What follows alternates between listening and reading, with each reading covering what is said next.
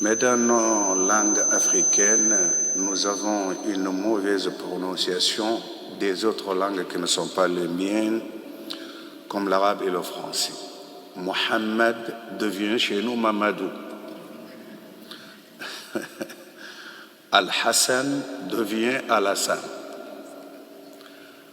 C'est pourquoi dans mes papiers, il y a Mamadou Al-Hassan.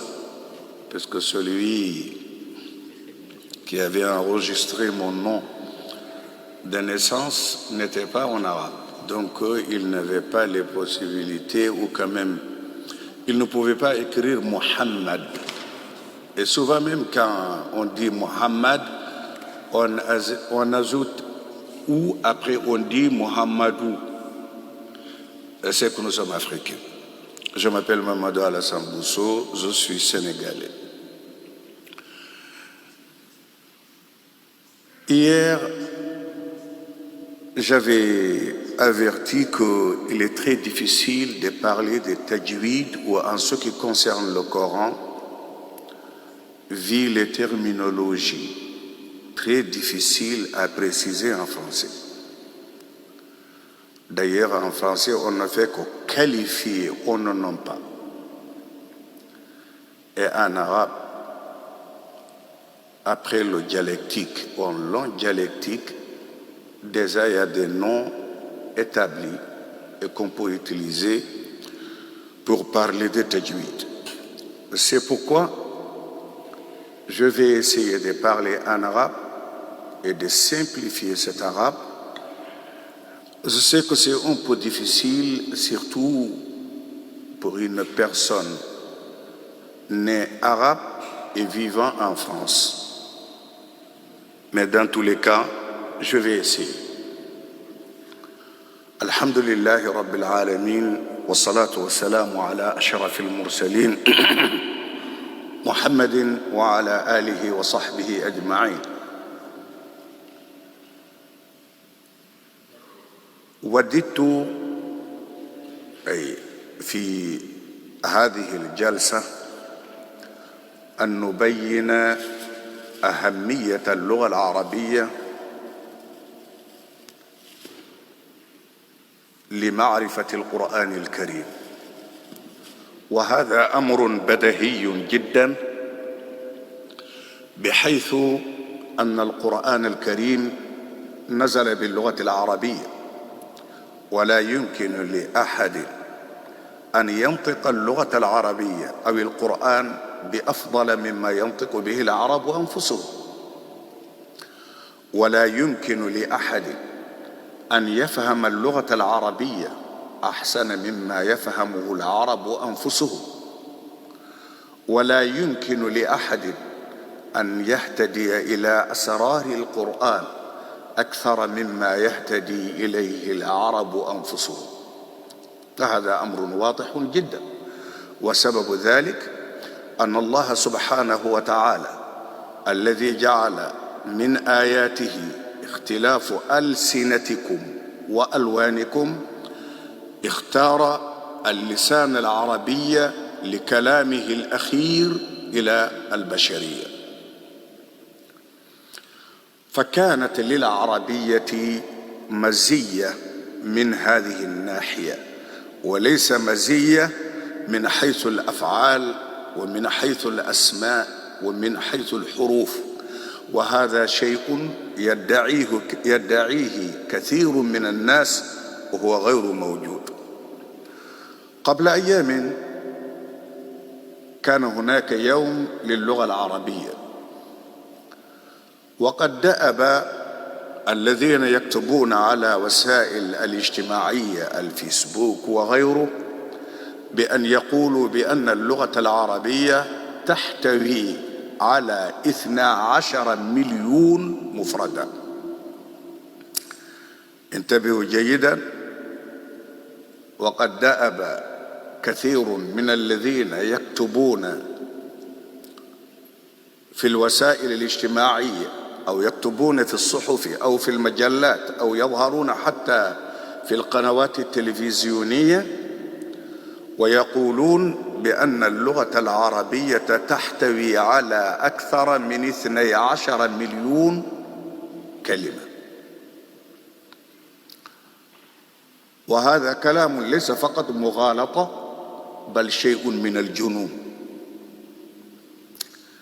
ذلك لأن أوسع قاموس le plus riche dictionnaire arabe هو تاج العروس للزبيدي، وليس فيه إلا 11,978 جذرا لغويا. Il n'y a que 11,978 racines. أنت تحاول أن تقارن بين 12 مليون و un peu moins de 12,000. الفرق كبير جدا، الفرق يصل إلى 1000. فما الذي حدث؟ هو أن علماء اللغة فرزوا تاج العروس وأخرجوا كل مفردة من باب الألف، من باب الباء، وباب الجيم، وباب الراء، إلى آخر الحروف. وأعود أفسر هنا شوية لما أقول باب، وهو يختلف عن الباب الذي نعرفه في العادة. هم يقولون فصل الألف، باب الألف، أو باب الهمزة، أي الكلمات التي تنتهي بالهمزة، مثل جاء، برأ، هكذا. يقولون باب الهمزة فصل الألف، همزة، باب الهمزة فصل الجيم، جاء، باب الهمزة فصل الراء إلى أن تنتهي الحروف، ثم باب الباء فصل الهمزة، باب الباء فصل الجيم، باب الباء فصل الصاد، إلى أن تنتهي الحروف، وهكذا. وعندك 28 مضروب في 28 يعود إلى 28 أو كاري. هذا يعطيك عدد الفصول الموجودة في هذا الكتاب. وبعد ذلك فرزوا، وهناك أشياء غير موجودة. يمكن أن يوجد باب الصاد فصل الصاد غير موجود مثلا، والموجود هناك يصل إلى 11,978، c'est-à-dire 12,000 moins 22 à peu près، أو 12. أنت تعلم هذا، وتعلم أن إنسانا آخر يقول بأن الكلمات العربية تصل إلى 12 مليون، وهذا غير صحيح، بل قد يكون صحيحا، لأن المعدودين مختلفين. هؤلاء عدوا الجذور لراس، وهؤلاء عدوا الكلمات، والكلمات لا يمكن عدها. نحن لا نستطيع أن نعد. نقول الآن اللغة الفرنسية تصل لراسين سي أبوبري كالك 13,000.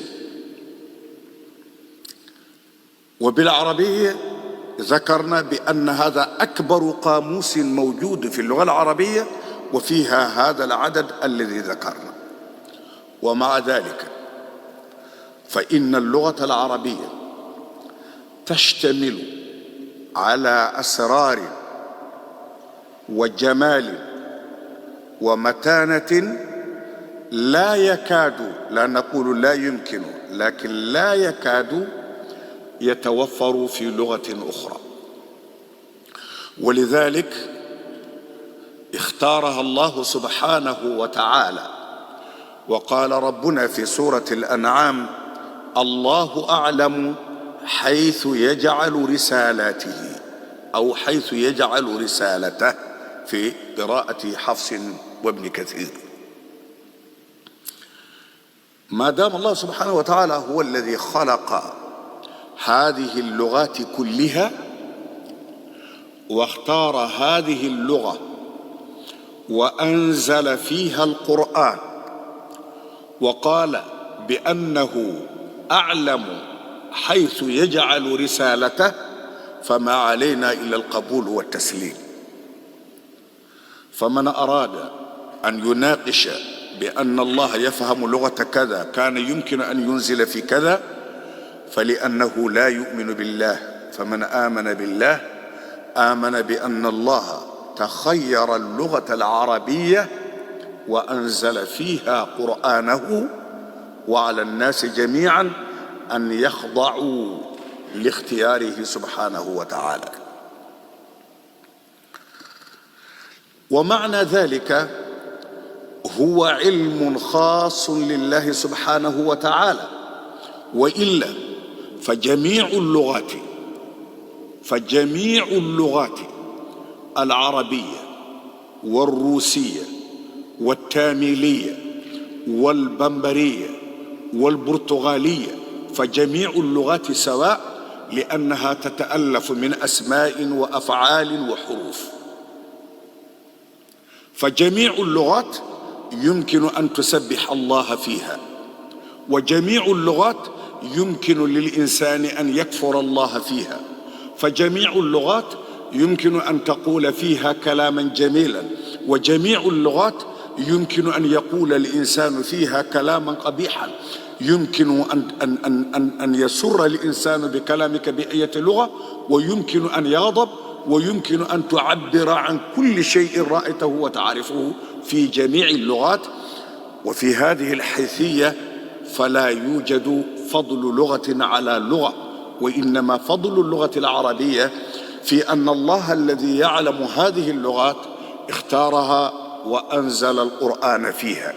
فكما كان الصحابة والأنبياء والنبي والسلف الصالح والصالحون إلى يومنا هذا يسبحون الله باللغة العربية ويمجدونه ويعظمونه ويقرؤون القرآن باللغة العربية، وكذلك كان أبو لهب وأبو جهل وغيرهم من الكفار يقولون بأن لله ولد وأن النبي ساحر وأنه كذاب، وهذا كلام قبيح كما لا يخفى على أحد.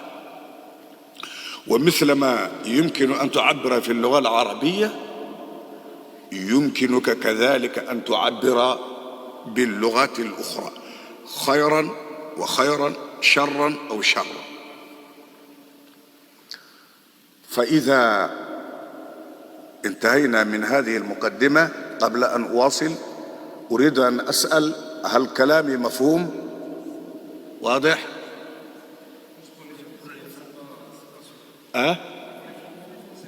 Pour les femmes, c'est pas sûr, mais ici c'est bien. Les francophones. Ah, d'accord.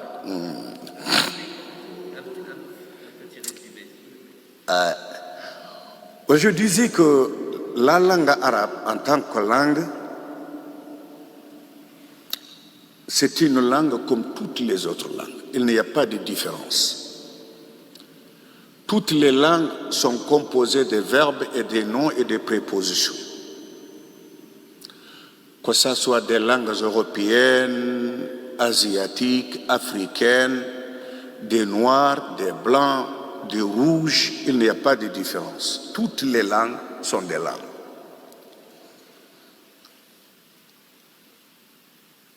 Et il y a quelques jours, il y avait une journée internationale de la langue arabe instaurée par les Nations Unies.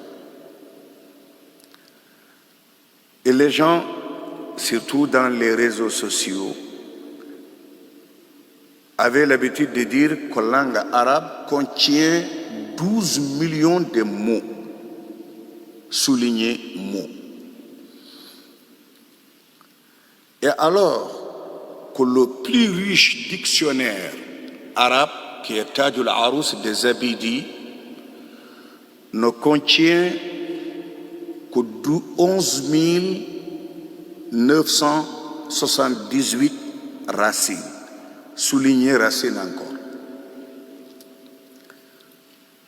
Les premiers ont compté mots comme unité et les scientifiques ont compté racine, donc les deux ne sont pas mêmes.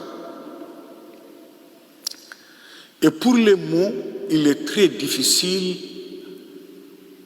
de compter les mots, puisqu'on ne sait pas. On ne peut compter que des racines. Et dans ce cas, la langue arabe est loin d'être la plus riche.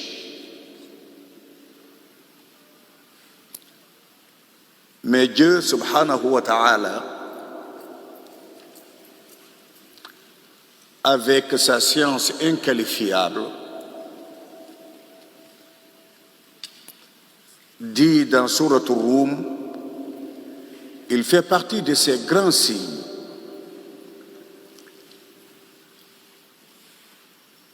la différence, disons la diversité de vos langues et de vos couleurs. Et parmi des milliers de langues du monde qu'on parle actuellement et qu'on parlait au moment de la descente du Coran, Dieu a choisi le Coran.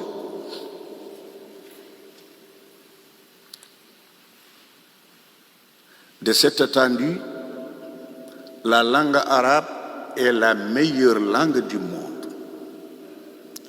puisque c'est la langue que Dieu a choisie pour sa dernière révélation à l'humanité.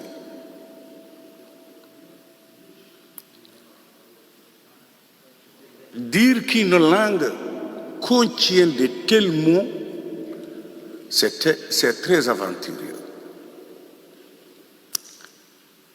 Puisque d'une racine, on peut en produire jusqu'à 18 formes. Et multiplier ces 18 par 11 978 ne donne pas le nombre exact qu'ils ont donné. J'avais expliqué en arabe comment on comptait. Je crois que ce n'est pas très important, c'était une simple clarification. Mais l'exponentialité s'arrête au niveau de 28 fois 28, disons 28 au carré. Et ça, ce sont des simples probabilités puisqu'il y a des formes qui n'existent pas. Les Arabes avaient un cercle et au début, avec les mots trilogiques, on faisait une triangle, on met ja, ba, da. Aux angles. On dit Jabada, ça n'existe pas. Bajada, oui, ça existe. Wominhul bijad. Badaja, oui, ça existe.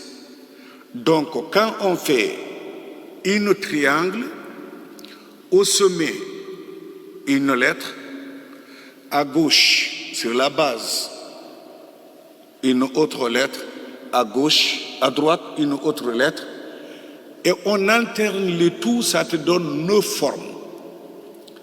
Et ces formes, on voit la forme qui existe en arabe et qui n'existe pas.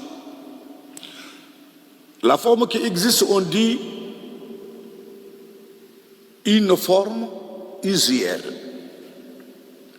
La forme qui n'existe pas, on dit une forme inexistante ou éliminée. Donc quand on dit l'exponentialité de 28, c'est-à-dire 28 fois 28 au carré, c'est qu'il y a beaucoup de formes qui ne sont pas utilisées.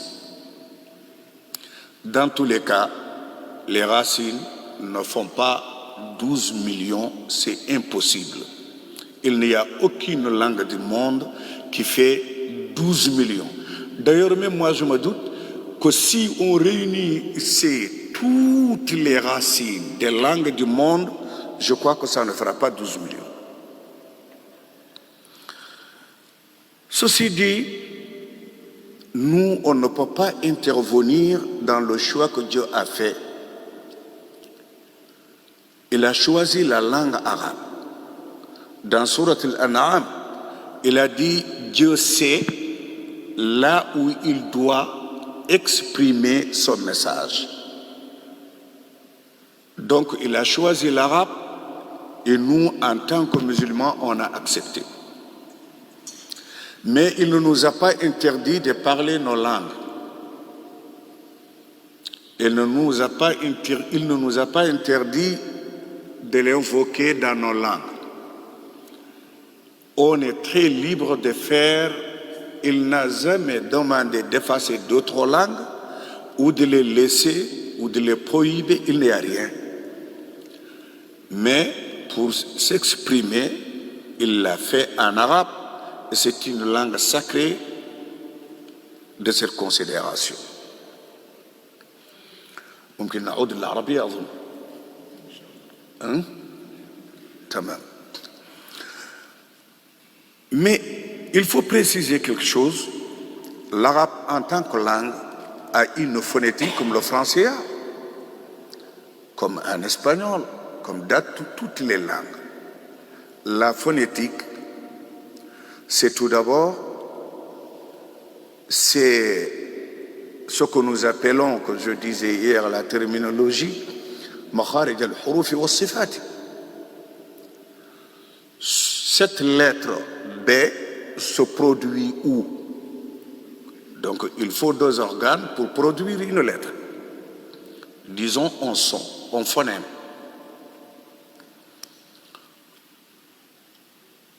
C'est ce que nous appelons phonétique. Et c'est exactement, sans plus ni moins, qu'on appelle tajwid.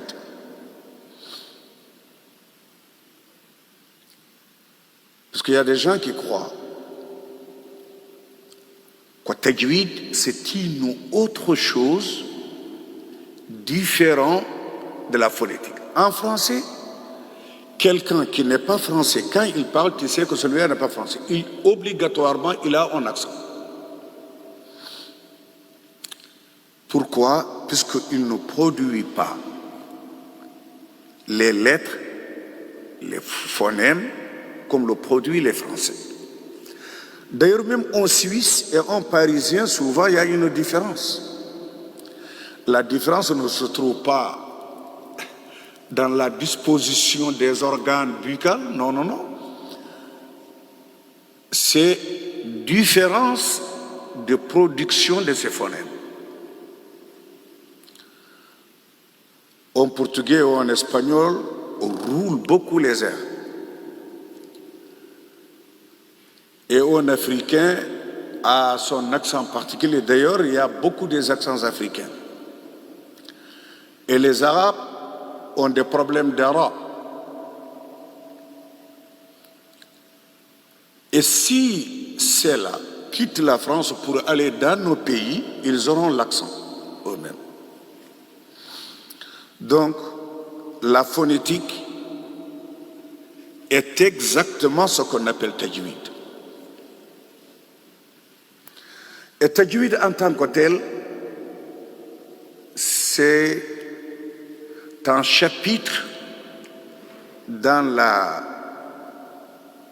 lecture de la langue arabe.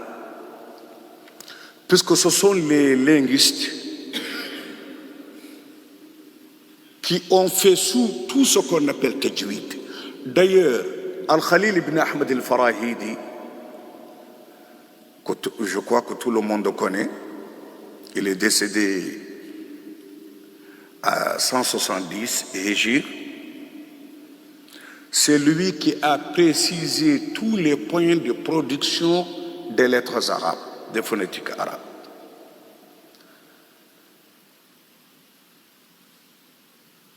Et le premier à parler de tajwid dans le Coran est mort après la mort de Khalil ibn Ahmad de 150 ans, un siècle presque et demi. Donc tajwid, juz'un min al-lughat al-arabiyya, wa laysa juz'an min at-tajwid. Au début, tout le monde était arabe.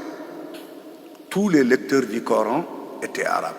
Puisque le Coran est descendu à Médine, là-bas il n'y avait que des juifs et des arabes, une très petite minorité juive. Donc c'était les arabes qui étaient concernés, ils n'avaient pas le problème de production de lettres. Il suffit que tu viennes je lis et tu me répètes, et si tu fais des fautes, je corrige. Il n'y avait pas de théorie. Mais Khalil ibn Ahmad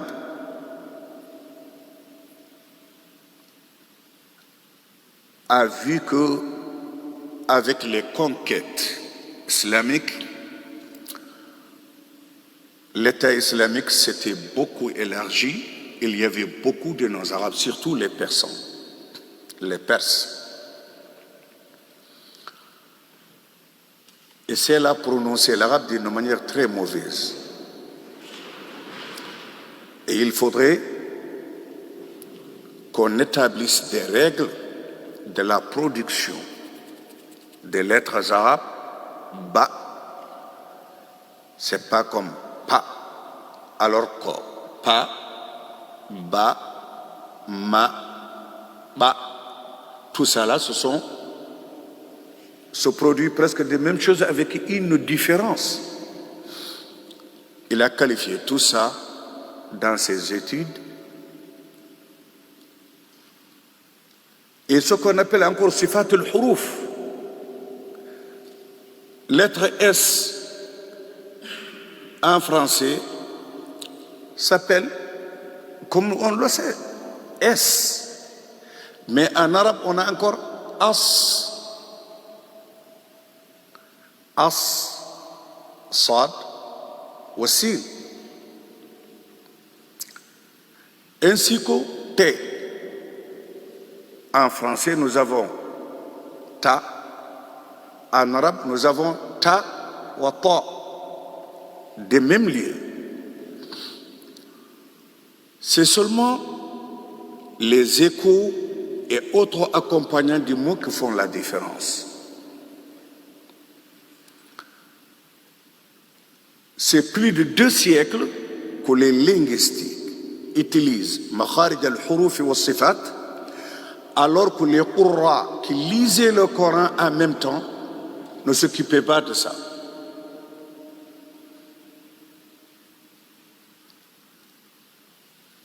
C'est après, vers les Mahmoud Samarkandi,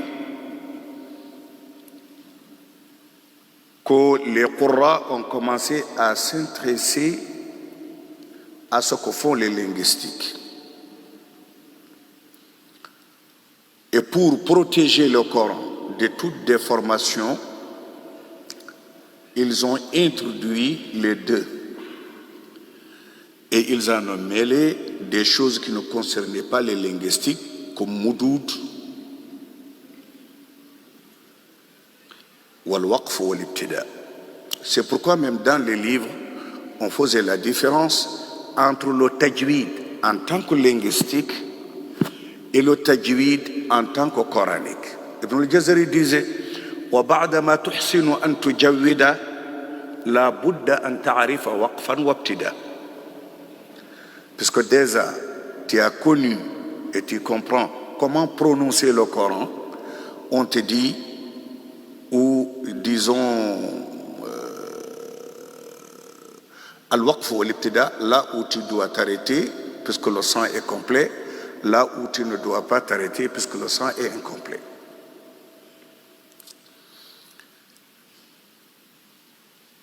Et là, le ma'rifat al-tajwid, pour comprendre al-tajwid, c'est-à-dire pour pouvoir lire le Coran exactement, il ne suffit pas simplement de comprendre le tajwid. Le tajwid, comme je vous ai dit, c'est un petit chapitre dans la langue arabe, dans la phonétique arabe. Mais il faut comprendre l'arabe en tant que langue. Il faut comprendre l'arabe en tant que langue. Dans l'Andalou, il y avait un homme extraordinaire qui s'appelle Abul Hassan al-Husri. J'insiste sur al-Husri parce que nous avons l'un de nos meilleurs lecteurs du Coran qui s'appelle Mahmoud Khalil al-Husari. Il y a une grande différence entre les deux. L'autre est décédé vers le 5e siècle Hégire, et celui-là est décédé à 24 novembre 1980. Donc il y a une grande différence. Les deux ont dit hou, mais le premier, le sad, on dit husri. Al-husri, alors que le récent Mahmoud Khalil Husari, on dit Al-Husari. Moi je parle de Abul Hassan Al-Husri. Ça fait presque 1000 ans qu'il est décédé.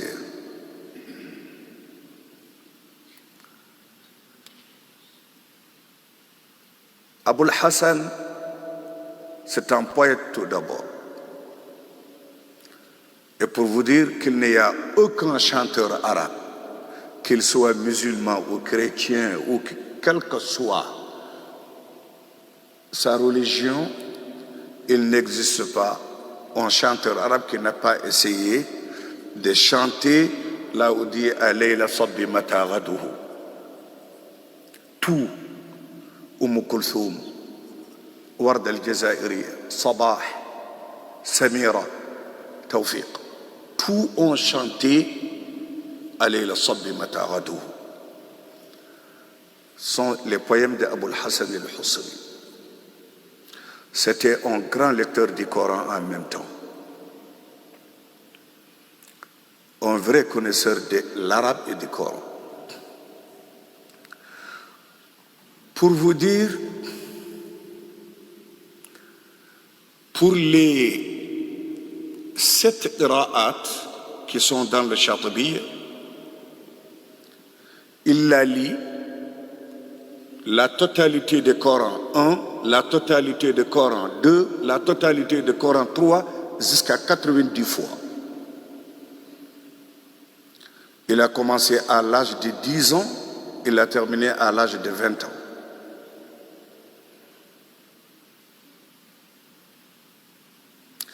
Il dit وأبدأ بالأشياخ الذين قرأتها عليهم فأبدأ بالإمام أبي بكر قرأت عليه 97 ختمة بدأت ب10 ثم أتممت في 10. Et il ne s'est pas arrêté encore. Il a continué à lire le Coran. Abul Hassan al-Husri, celui dont on parle, a dit que pour apprendre le Coran, simple Coran, il n'y a pas de problème.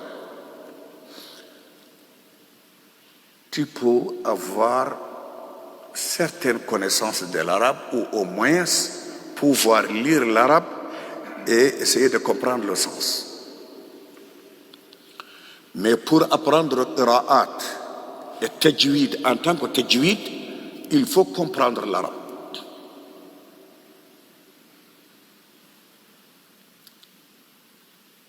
Il ne suffit pas de comprendre l'arabe quand on parle ou de pouvoir s'exprimer en arabe, mais savoir le mécanisme de l'arabe et le pourquoi. Et quand je lis le Coran, Surat al-Fatiha, je dis Ihdina as-sirat al-mustaqim, sirat alladhina an'amta alayhim. Tout le monde comprend, il n'y a pas de problème. Mais quand je dis sirat alladhina an'amta alayhum, il y aura des interrogations, mais il n'est pas dit alayhim, il dit alayhum. Et si je dis sirat alladhina an'amta alayhim ghayril maghdubi alayhim waladdallin, certains encore s'interrogent. Alayhim, on ne l'entendait pas. Dans la telle mosquée, j'entends l'imam, tous les imams, j'entends dire alayhim. Mais le plus frappant, quand je dis ihdina as-sirata al-mustaqim sirata alladhina bis-sin, on dit que bon, il a des problèmes de prononcer le sad. Et alors que moi j'ai fait exprès pour lire sin, c'est ça que lit Umbul et que lit Ruwais. Ruwais ne lit jamais sirat bis-sad. Sirat, non. Sirat bis-sin.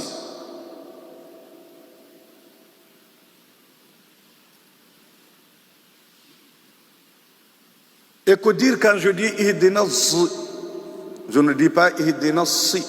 je dis ihdina as-sirata al-mustaqim, sirata alladhina an'amta alayhum, ça c'est khalaf. C'est ce qu'on appelle ishmam. C'est une lettre mélangée.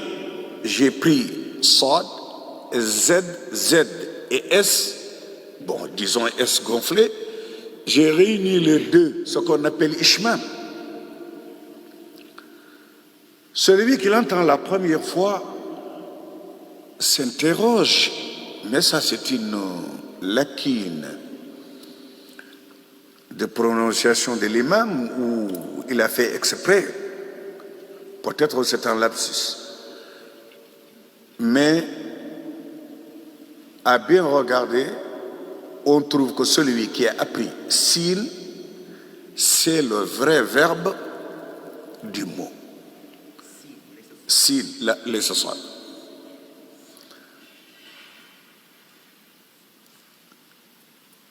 Le verbe asirat, c'est sin. Mais les sahaba ont écrit sad. Pourquoi? Parce que dans l'arabe, comme en français, lorsque Charles Pasqua a été le ministre de l'Intérieur ici, vous tous, vous remarquez son accent. Quand il dit gouvernement avec G après. Bon, supposons G, lui, il sait que c'était. Mais il disait gouvernement. Ça ne change rien, le mot est écrit de même manière, gouvernement comme tout le monde, appelé le R, c'est N-E-M-E-E-T. Mais commandant, tout le sait que c'est A-N-T, les autres disent commandant. Ça ne change rien, sirat, en arabe, c'est sin. Mais en arabe, quand il y a le ta, avec lettre S ou Sad, lettre Sin, certains tribus arabes, Qaba'il, le lit S, les autres le lit Sad, les autres le lit Ishmam. C'est ce que veut dire Abu al-Hassan al-Husri. Il dit لقد يدعي علم القراءة معشر وباعهم في النحو أقصر من شبر وباعهم باعه هذا في النحو أقصر من شبر يقول إذا قيل له ما الفرق بين صقر الصقر لأن في حرف القاف من حروف الاستعلاء الصاد يقرأ بالسين وبالصاد وبالإشمام. Toutes les différences que tu vois dans le Coran, ce sont des différences de prononciation des tribus arabes qui existaient en ce moment. Parce que rappelez-vous qu'un jour, Omar ibn al-Khattab avait prié. Il s'est resté assis. Il y avait Hakim ibn Hizam qui est venu lui encore prier à haute voix. Il a lu Surat al-Furqan.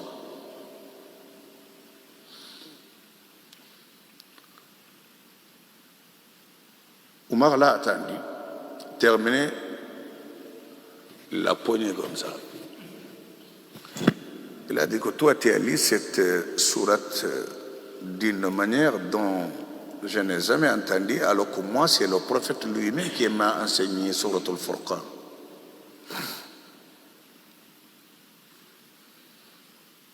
Hakim ibn Hizam dit que moi encore, c'est lui qui m'a enseigné Surat al-Furqan. C'est le prophète lui-même.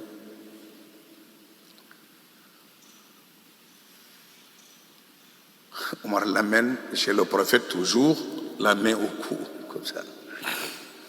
Il a dit que je l'ai entendu lire le Coran d'une manière différente de celle que tu m'as enseignée. Le prophète lui a dit, laisse-le tout d'abord. Il dit, Hakim, lit. Lorsqu'il a terminé, le prophète lui a dit que c'est ça.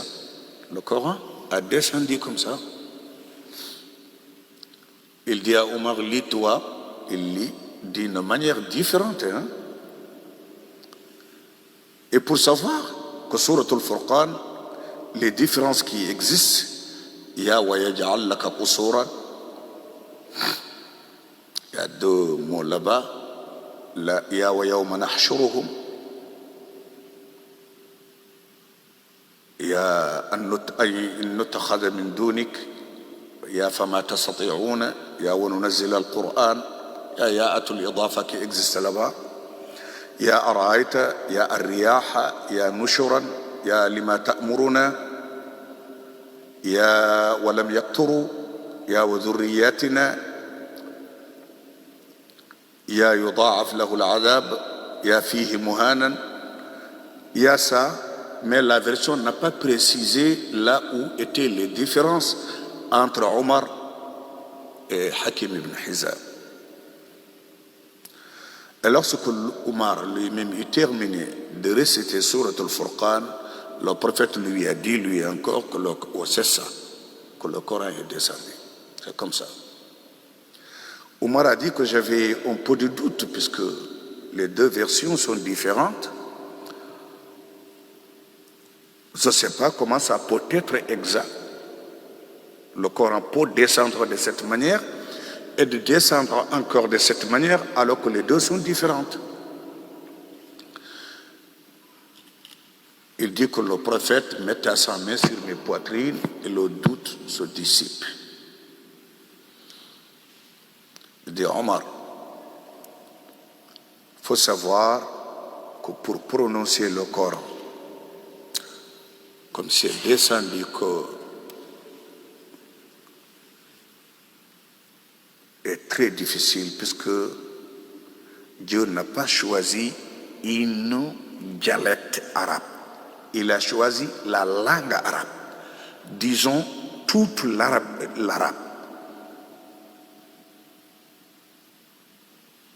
Je lui ai demandé de faciliter à mon umma.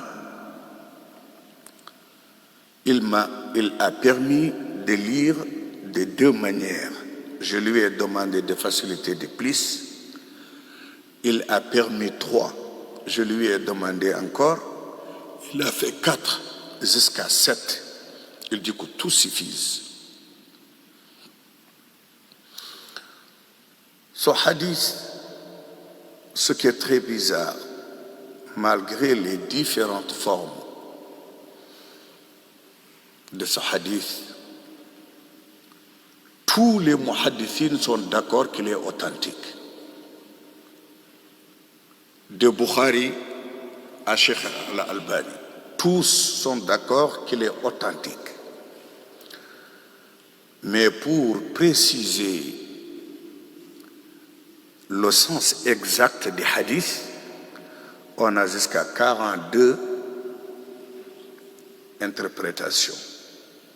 Ces 42, Abdelaziz El-Qari, le premier recteur de la faculté des sciences coraniques à Médina al-Munawwara, les a édités dans le premier numéro du journal de cette faculté. Et après, il y a eu 2 autres. Mais les plus plausibles, ce sont 2 interprétations, celui de le grand Mufassir al-Razi et de Ibn al-Jazari. Les 2 explications se trouvent dans Kitab al-Nashr fi al-Qira'at al-Ashr.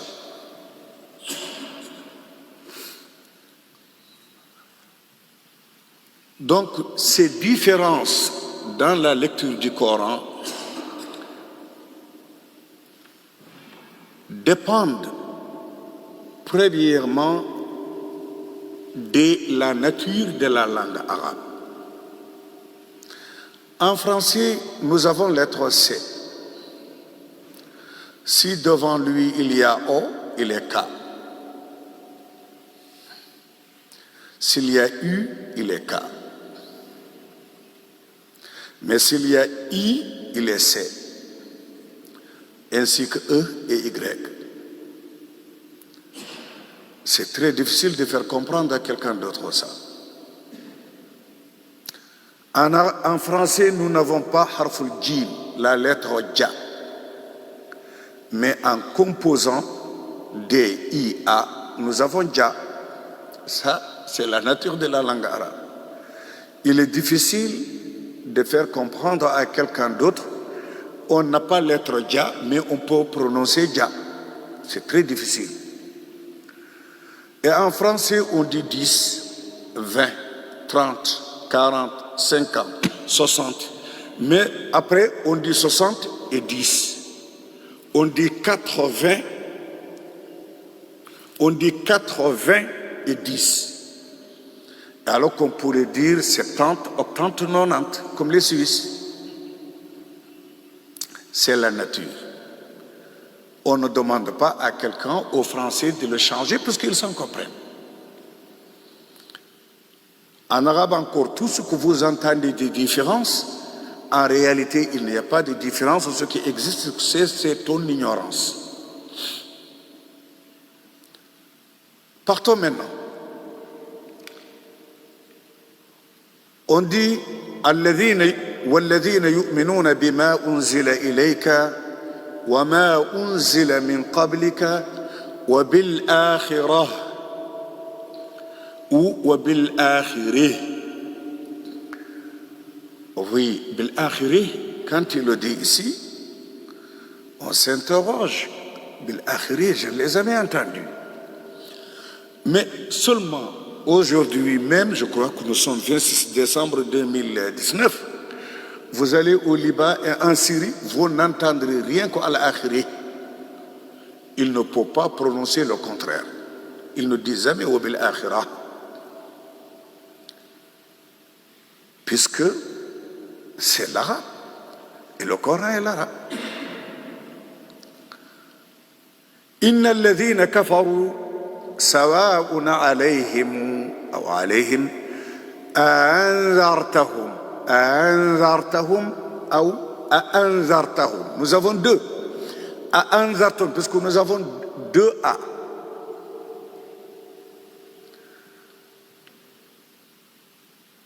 Il y a qui prononce anzartahum.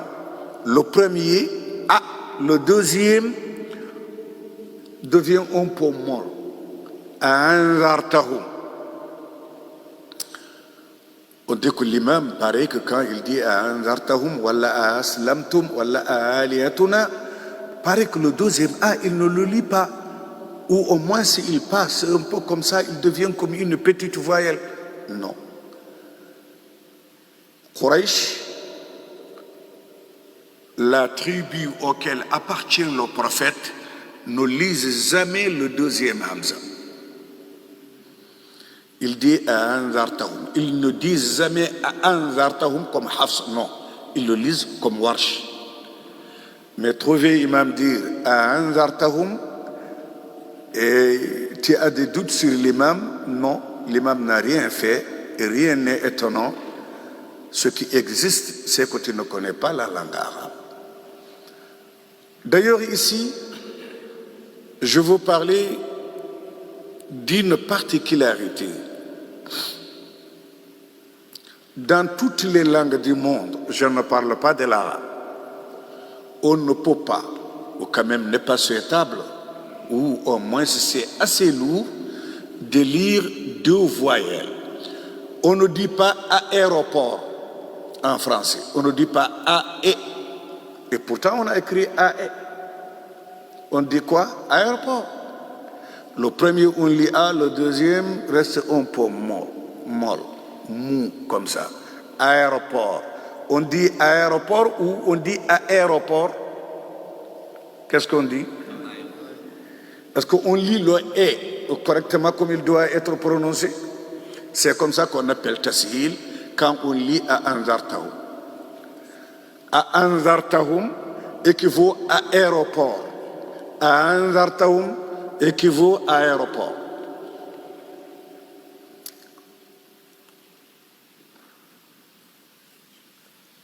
À tashil, presque sur pour toutes les langues du monde, il n'y a rien d'étonnant. Ce qui est étonnant, c'est que nous ne connaissons pas l'arabe.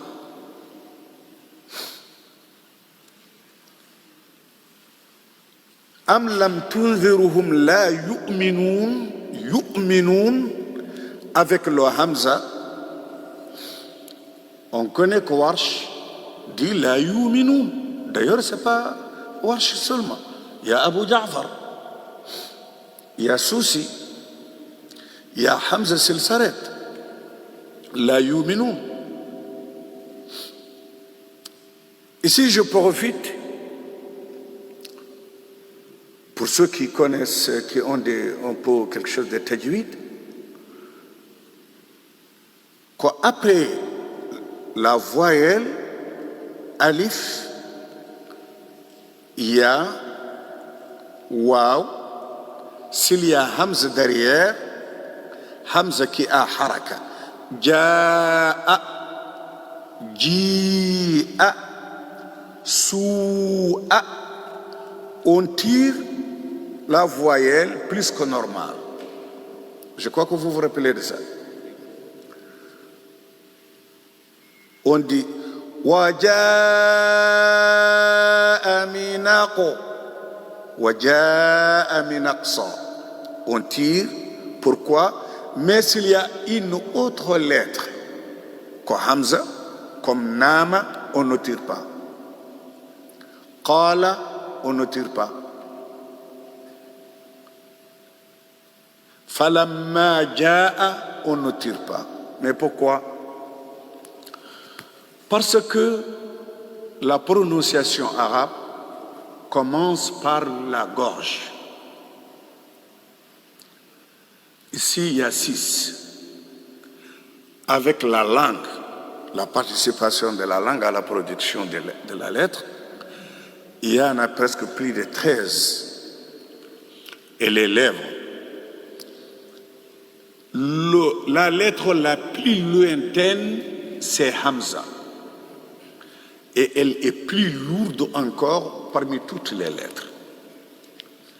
Et pour pouvoir la prononcer clairement, il faut tirer harf illa, harf al-mad, pour avoir la latitude normale de la prononcer. On sait, puisqu'il est lourd, quand on te demande de soulever 1 kilo, c'est pas la peine, tu fais comme ça. Mais on te demande 10 kilos, il faut faire comme ça. Hein? Donc, tirer ja'a équivaut à retroucher les manches.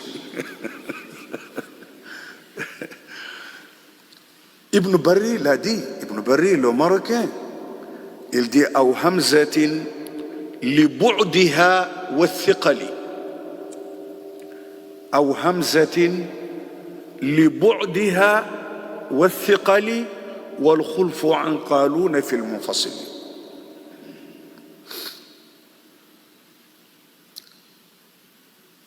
Donc quand on parle de Hamza, Hamza est une lettre très lourde en arabe. Ibn Barri l'avait dit là-bas. Il dit wal hamzu fi nutqi bihi takallufu fasahhaluhu taratan wa hadhafu wa abdaluhu harfa maddin mahda wa naqaluhu li sukun rifda. Et les 4 façons d'élimination de Hamza qu'il a dit ici se produisent dans toutes les langues, surtout nos langues africaines. Je vous donne un exemple. Moi, dans notre langue, nous, on ne prononce pas A qu'au début du mot. Nous n'avons pas A au milieu du mot. Comme les Arabes. Et le français fait la même chose. On ne dit pas mon ami. On dit mon ami. Il faut que le N vienne pour faire la liaison. Et c'est ça qu'on lise. Quand Warsh dit mana, mana, c'est de cette manière mon ami. Walaqad arsalna, c'est ton enfant. C'est la même chose que ça. Donc, quand nous entendons des lectures différentes dans le Coran et qu'on s'étonne, rien n'est étonnant, c'est qu'on ne connaît pas. Mais tout est exact, c'est dans les règles de l'art, de la langue arabe que l'imam lit. Le Hamza en arabe, c'est pas A, mais pour donner l'image, on dit c'est A. Puisque en français, le A ne peut pas avoir ce coup. A yu'minuna, on n'amène pas A. Il n'y a pas A. A yu, c'est le U qu'on essaye de heurter un peu pour le prononcer. Il est très lourd en arabe. C'est pourquoi les Arabes ont trouvé 4 manières de l'assouplir. Soit de l'effacer, soit de faire un naql,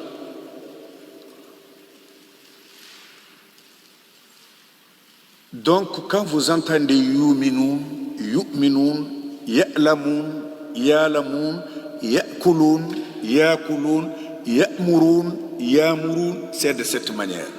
Je précise encore que le Quraysh, la tribu à laquelle appartient le prophète, ne dit jamais ya'lamuna, ils disent ya'lamuna, ya'kuluna, ils disent ya'kuluna, bil ibdal. ختم الله على قلوبهم وعلى سمعهم وعلى أبصارهم. Ici, il y a que disent absarihim, il y a que disent absarihim. Absarihim, donc nous avons 3 prononciations. Vous pouvez aller. Faire une petite pause, mais vous pouvez finir, Inch'Allah. D'accord, il n'y a pas de problème. Merci. Wa ala absarihim, nous avons absarihim, nous avons absarihim, nous avons absarihim. Et ça c'est dû, c'est pas puisque le mot change de sens, non, c'est que les Arabes prononçaient ainsi. Il y a parmi les tribus qui ne peuvent pas et qui ont de très sérieuses difficultés à dire absarihim. Ils disent toujours absarihim. Et il y a des tribus qui disent absarihim. Ils ne peuvent que ça. Et il y a des autres qui disent absarihim.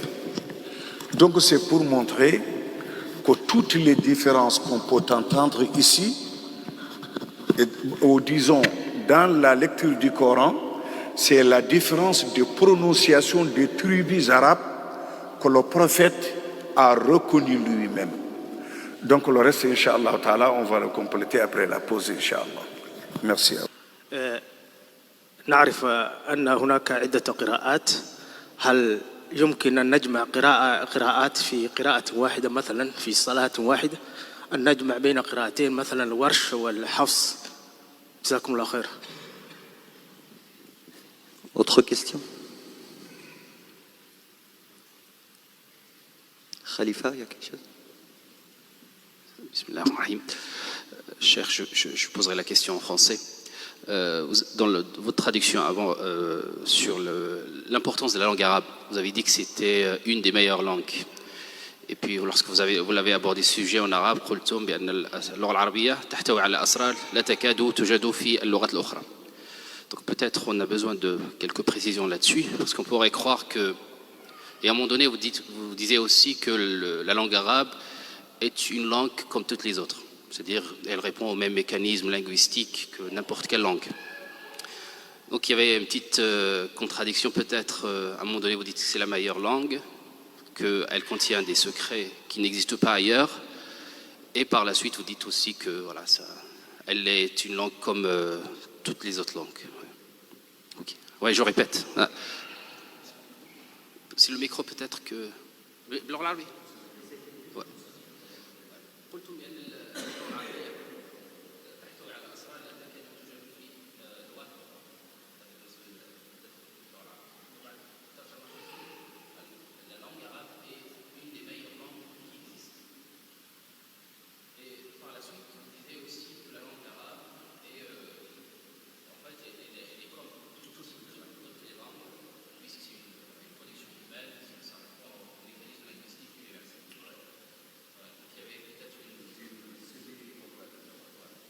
D'accord, ok. Salam alaikum, merci. Je voulais juste revenir sur ce que vous avez dit, le hadith qui dit qu'il y a 7, vous ne l'avez pas dit en arabe, mais je crois que c'est 7 huruf pour le Coran.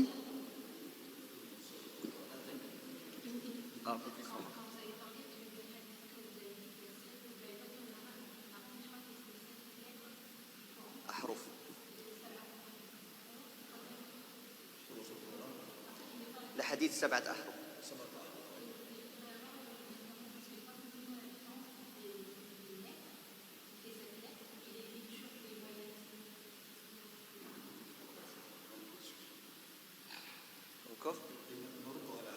طيب نعم فقط. Et je commence par Asseyeda.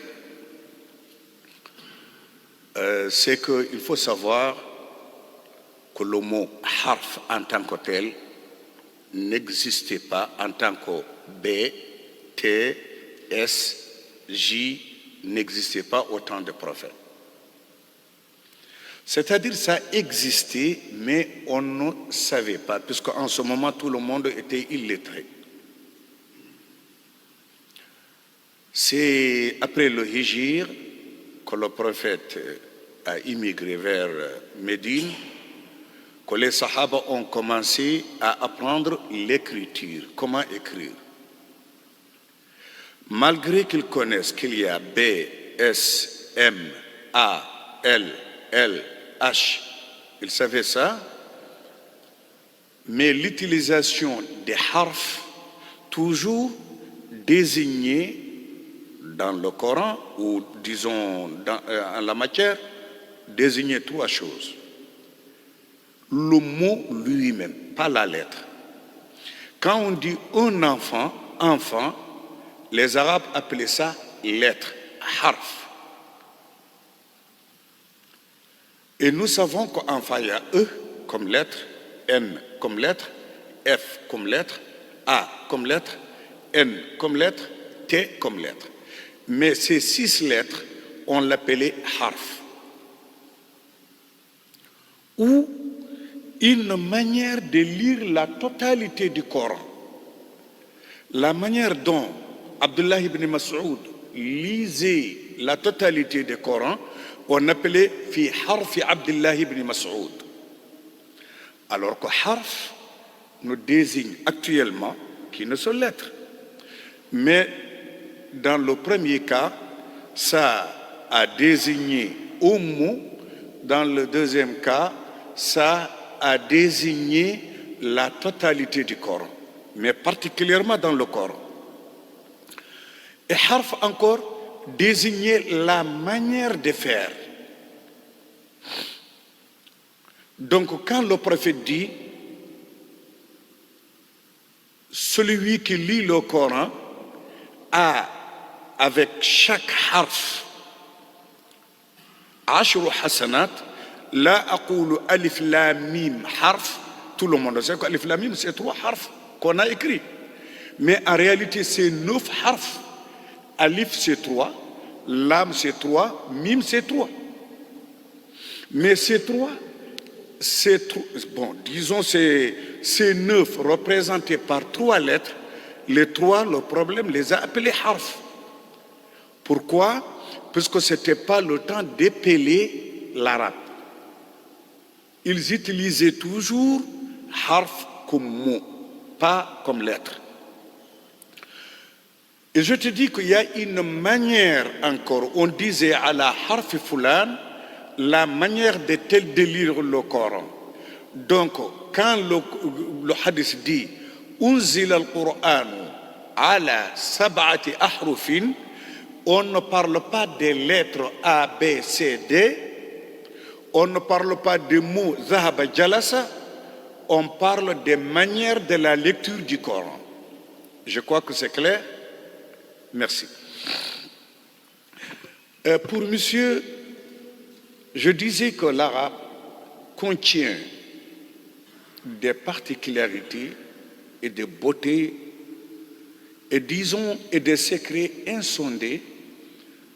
Oui, puisque nous ne connaissons pas, pourquoi toutes les langues expriment le besoin de celui qui parle, s'il aime, s'il n'aime pas, s'il informe, s'il s'interroge, et que toutes les langues se composent des verbes et des noms et des prépositions, et toutes les langues ont des... Bon, une personne peut exprimer d'une manière la plus belle, la plus tendre, et la plus violente, et la plus blessante. Il peut louer Dieu, il peut devenir mécréant, il peut faire du mal ou dire du mal, des poèmes. Toutes les langues sont égales dans ce domaine. Mais le secret que l'arabe a, c'est le secret qui dépasse le niveau humain. C'est que quand Dieu lui-même, il choisit cette langue pour prononcer ou dire son dernier message, ça ne peut être vraiment qu'à partir des choses très particulières.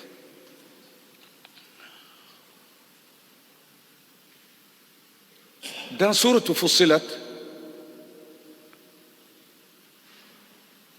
certains mécréants avaient demandé, Mohammed n'a parlé que de l'arabe. Et nous sommes des arabes.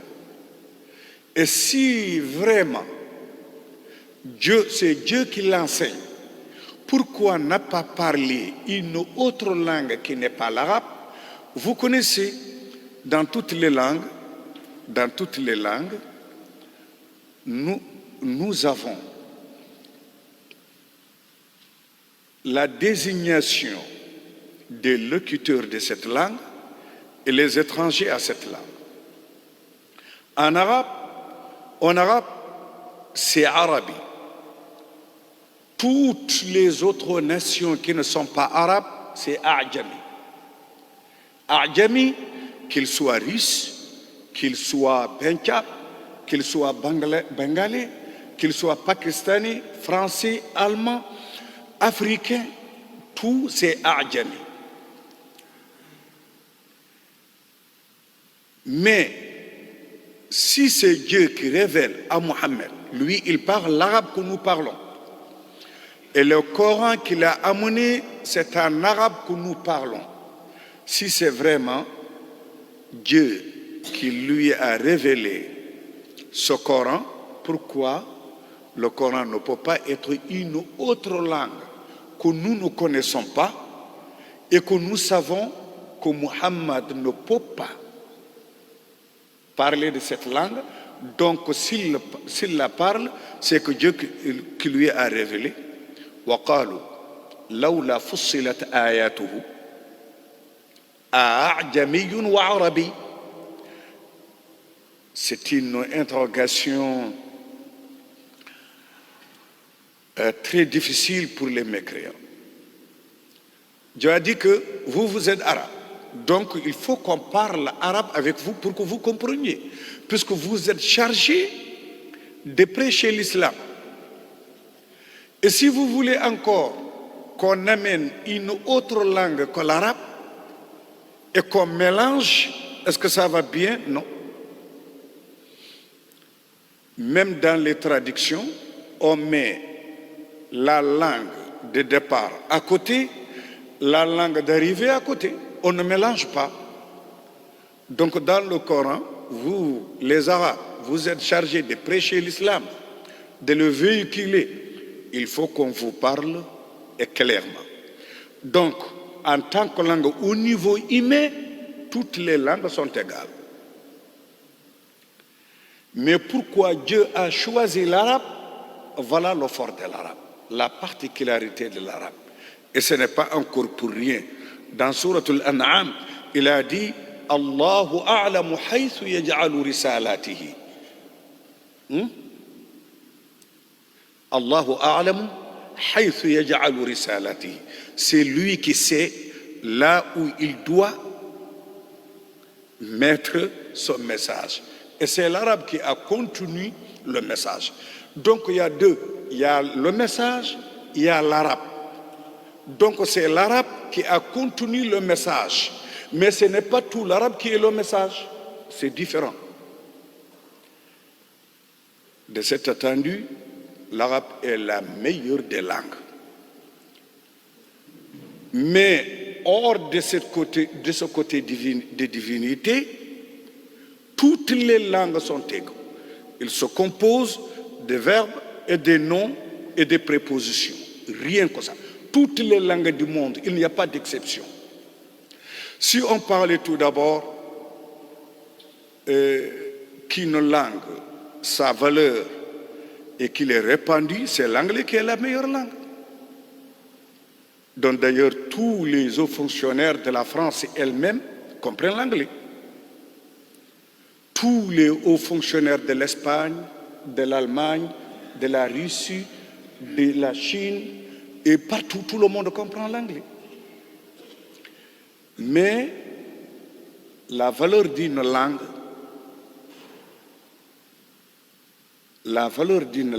c'est selon les considérations par lesquelles on juge la langue. Côté large, c'est l'anglais. Côté facilité, je ne sais pas. Mais côté divin, en tant que l'islam qu'on parle, l'arabe est indiscutablement la meilleure langue possible. Puisque c'est Dieu qui sait qu'il nous a créés. Il connaît qu'il y a une grande diversité linguistique, mais il a choisi cette langue. Je crois que vous m'avez compris. Il n'y a aucune contradiction. Merci beaucoup.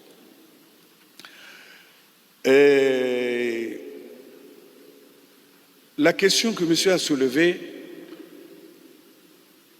la première fois qu'on en a débattu, c'était vers 380 Hégire ou 342 Hégire.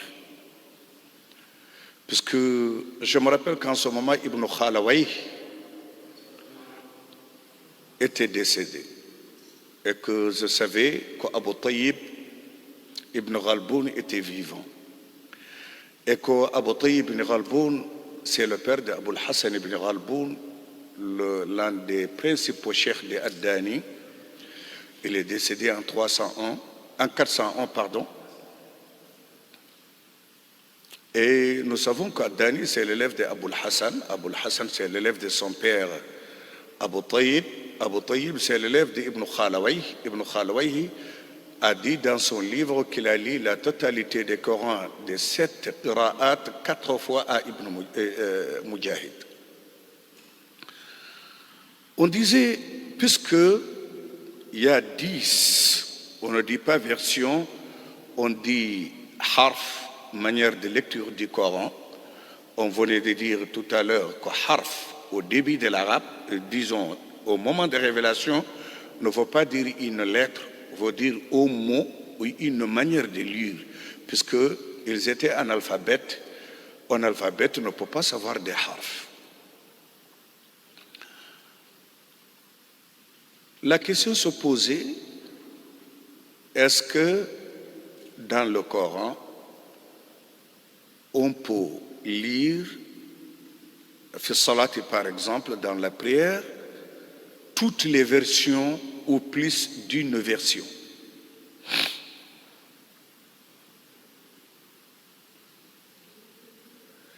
Il y a eu un grand débat,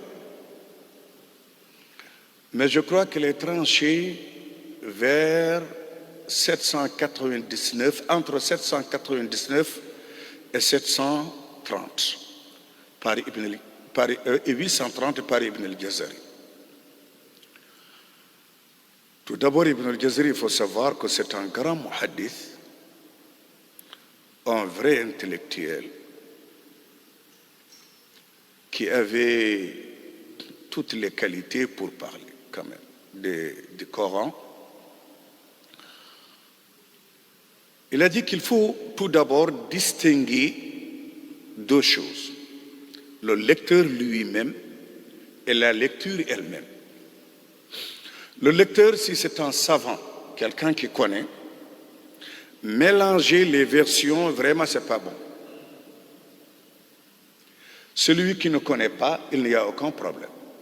Il ne connaît pas, puisque toutes les versions, il y a à peu près 1018 chaînes, à partir d'Ibn al-Jazari au prophète. 1018 chaînes. Vous connaissez notre cheikh, le très excellent Ayman Rushdi Souaid, dans son édition de An-Nashr fil Qira'at al-Ashr, de 5 tomes. Ibn al-Jazari, l'auteur lui-même, a compté 980, mais lui, il a compté 1018, ce qui est très exact. Parce qu'Ibn al-Jazari dit الطيبة باثنين في اثنين وإلا أربع فهي الزهى ألف طريق تجمع. Il y a 1018 chaînes qui mènent au prophète. Pour qu'un mot coranique soit Coran, il faut qu'il soit authentifié par, écoutez-moi bien, pas une chaîne, non par plus de 3 chaînes, ou au moins 2 chaînes, 2 à 3. Mais une seule ne suffit pas, qui mène au prophète. Ces chaînes sont composées des personnes que nous connaissons. Et toutes les personnes qui sont citées dans ces chaînes se trouvent dans Ghayatul Nihaya. Ils sont aux environs de 4918 personnes. Ghayatul Nihaya Ibn al-Jazari. Donc on les connaît. Non seulement on connaît leur aptitude, mais on connaît leur date de naissance, leur généalogie, leurs cheikh et leurs élèves, et avec des anecdotes et certaines particularités. Ici, il me plaît de citer ici que la chaîne coranique de Al-Qira'at al-Ashr, la plus répandue, c'est celui de Al-Amyuti.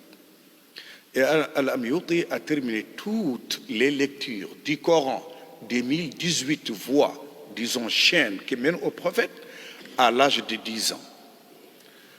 Mais c'est étonnant, c'est difficile à croire.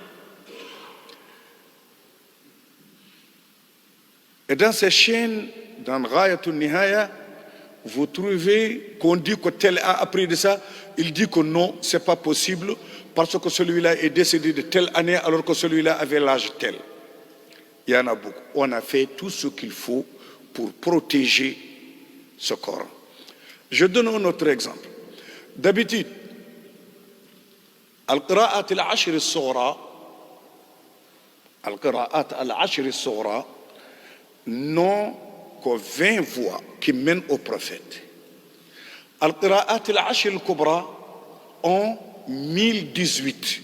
Donc là, puisque c'est la même chose, il est très difficile d'imaginer qu'il existe dans Al-Qira'at al-Sughra ce qui n'existe pas dans Al-Qira'at al-Ashr al-Kubra.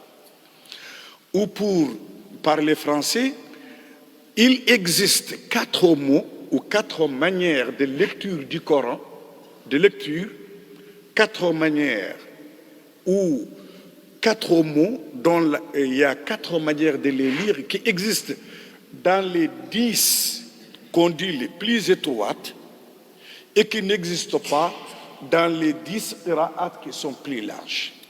Le premier, la yakhruju illa nakidan. Ça existe في الدراء, il n'existe pas في طيبة. أجعلتم سقاة 2 وعمرة 3 وتشديد فتغرقكم في سورة الإسراء.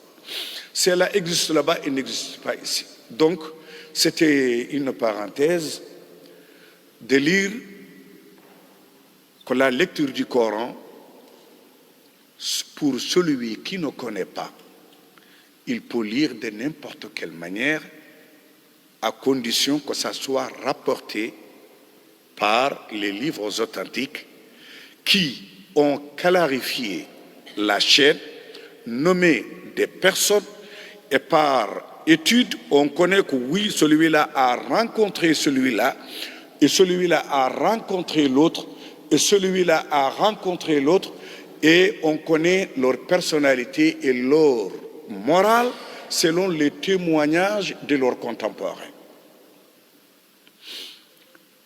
Impossible. Chaque mot du Coran qui ne passe pas par là, c'est pas correct. Donc, Ibn al-Jazari dit que celui qui ne connaît pas peut lire tout ce qui est authentifié, sans même respecter, puisqu'il ne connaît pas, respecter que c'est Warsh, c'est Hafs, c'est Douri, c'est Qarou. Mais pour celui qui connaît,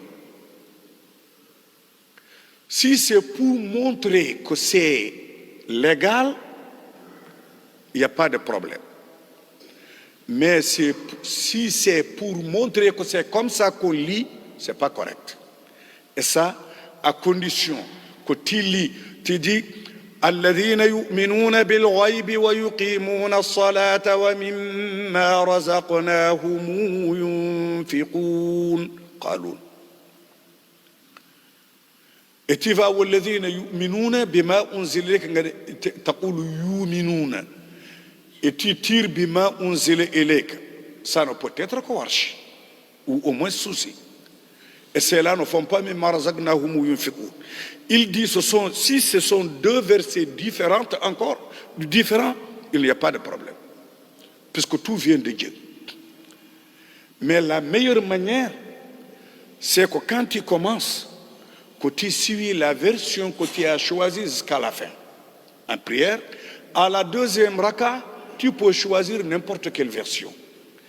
Mais dans un même verset, lire toutes les versions ou deux, vraiment, ce n'est pas souhaitable. Si je profite pour dire que Ibn al-Arabi, al-Maliki, a parlé des choses qui sont très difficiles à comprendre, et d'ailleurs, je ne me doute pas qu'il est en erreur. Il a dit que la lecture du Coran, tout ce qui est venu du prophète n'est pas tenu à respecter. Tu peux lire n'importe comment que tu veux, à condition que ça soit rapporté au prophète, du prophète. Tu peux dire الذين يؤمنون بالغيب ويقيمون الصلاة ومما رزقناهم ينفقون والذين يؤمنون بما أنزل إليك وما أنزل من قبلك وبالآخرة هم يوقنون. Tu dis comme ça. Alors que tout le monde sait que ça n'existe pas. Il dit que tu peux le dire. Mais ça, tout Ibn Taymiyyah et tout le monde le contredit. Pour résumer, lire le Coran d'une version dans la première raka et à la deuxième raka changer, tout le monde est d'accord que c'est possible. Et dans un même raka, lire ce verset de cette version, la deuxième verset de l'autre version, le troisième verset de troisième version, oui, c'est possible, c'est légal, mais ce n'est pas souhaitable. Le souhaitable, c'est de cette version que tu lises de cette raka, que la version soit même, deuxième raka même encore, ou que tu changes la version. En tout cas, que ça soit différent. De préférable même, l'imam doit respecter vraiment dans sa mosquée une seule version. Et surtout si les gens ne connaissent pas. Et si c'est l'assemblée qui lui a demandé de changer, il n'y a pas de problème. Et s'il le peut. C'était la réponse. Merci. S'il y a d'autres questions.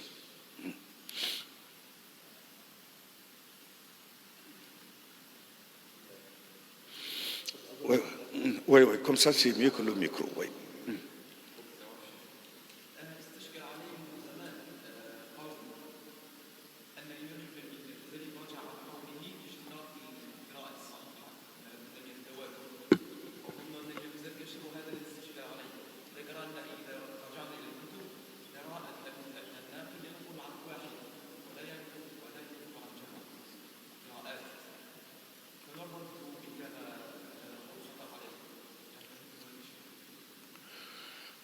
C'est qu'ici, il y a un grand débat sur ce qu'on appelle tawatur. C'est un mot que je ne peux pas traduire en français.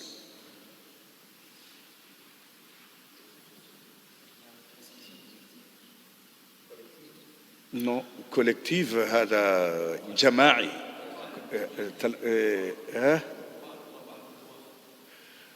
Notoire, encore, c'est pas ça, puisque notoire vient de noter, alors tawatur, c'est la multiplicité concordante, alors que même ça ne désigne pas la réalité tawatur.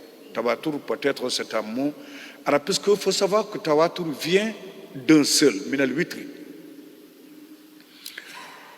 Mais dans tous les cas, Ibn al-Jazari, dans son livre At-Tamhid, a parlé que les conditions pour que le Coran soit considéré, pas arabe, mais le Coran, qu'il ait ce qu'on appelle tawatur. Tawatur, il faut savoir, c'est un mot technique, mais c'est un mot très étranger dans le domaine coranique. On ne l'a pas utilisé dans le Coran qu'au plus de 4 siècles après le prophète. Donc c'est un mot étranger. C'est un mot de muhaddithin. Imaginez que nous avons un problème mécanique dans notre véhicule et qu'on amène des théories de médecine. Pour le régler, ce n'est pas possible. Quand tu amènes ton véhicule chez un mécanicien, il te dit que le glycémie de ton véhicule est à 3. la glycémie est à 3,5, donc il a une diabète. Ce n'est pas possible. Donc c'est ce qu'on a fait. Au début, il y avait des courants. Jusqu'à la fin du Mutabi'in, les spécialistes de l'enseignement du Coran étaient 229 personnes, les Sahaba et les Mutabi'in compris. Je ne dis pas les lecteurs du Coran, mais je dis les spécialistes de transmission du Coran. Il y a une grande différence. Tous les Sahaba lisaient le Coran. De même qu'on dit des Tabi'in. Mais ceux qui sont assis et se spécialisés à la transmission du Coran, leur nombre est très exact, 229 personnes. Avant que je lise ça, moi je croyais qu'ils sont des milliers. Et ceux-là n'ont jamais utilisé le tawatur. Oui, je dis que le Coran se compose de 77 436 mots de Riwayat Hafs. Et ça, ce n'est pas moi qui l'a dit, c'est quelqu'un qui s'appelle Zambl Kawi, c'est un vrai spécialiste de recensement. Il l'a édité dans Multaqa Ahli Tafsir. Et en 2017, en Allemagne, le recensement encore de ces mots a donné le même nombre, 77 436 mots.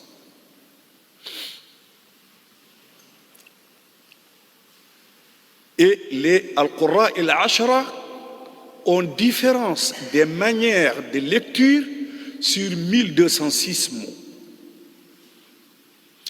Mais tenez-vous bien, certains mots vont jusqu'à 36 fois, comme Ibrahim. Ou Kun Fayakoun va jusqu'à 8, ou disons 6 exactement. Donc ça, cette multiplication peut amener jusqu'à 3800 endroits. On ne dit pas mots, les mots sont 1206.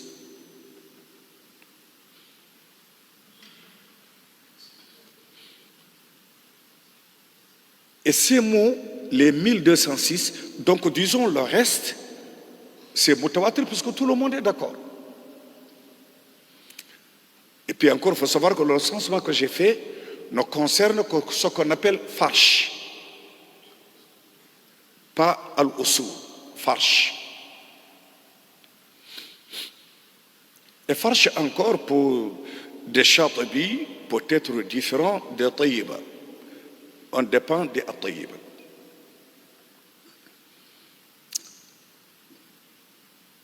أو جاءوكم حصرت صدورهم أن يقاتلوكم. يعقوب يقرأ أو جاءوكم حصرة صدورهم أن يقاتلوكم. Cette manière de lire حصرت صدورهم, حصرة صدورهم, les linguistiques disent que c'est celle-là qui va avec le style de la sourate ou disons du verset. Mais les Sahaba ont écrit Hasrat Suduru. Donc, puisque c'est seul Ya'qub qui a lu de cette manière, on dit donc laisse mutawatir. Alors, wa anta saddaqu khayr. C'est seul Asim qui lit wa anta saddaqu. Wattaqu yawman turja'una. Seul Abu Amr et Yaqub يقولون واتقوا يوما ترجعون. فأزلهما الشيطان. Seul Hamza dit فأزالهما الشيطان. ومن شر النافثات في العقد. Seul Yaqub dit من شر النافثات في العقد.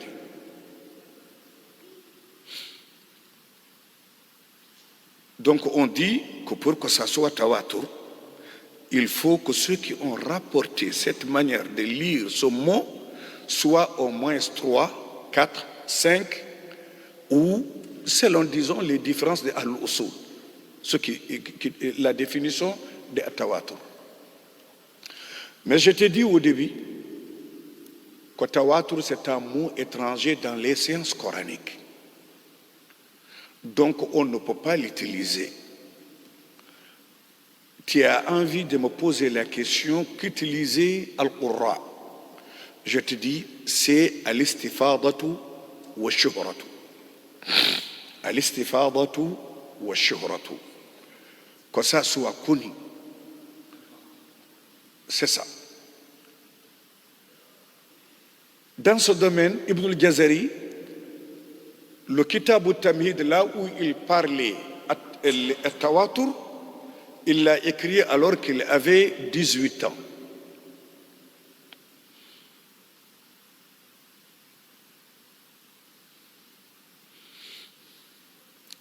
At-Tayyiba, il l'a fait alors qu'il avait 50 ans. Il a corrigé. Il a dit وَكُلُّ مَا وَافَقَ وَجْهَ نَحْوِ وَكَانَ لِلرَّسْمِ احْتِمَالًا يَحْوِي وصح إسنادا هو القرآن فهذه الثلاثة الأركان وحيث ما يختل أو يختل ركن أثبتي شذوذه لو أنه في السبعة.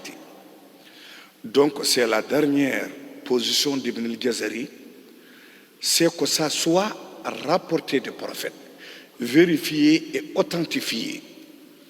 Mais at-tawatur c'est un mot étranger dans ce domaine. Je crois que j'ai... Allez-y.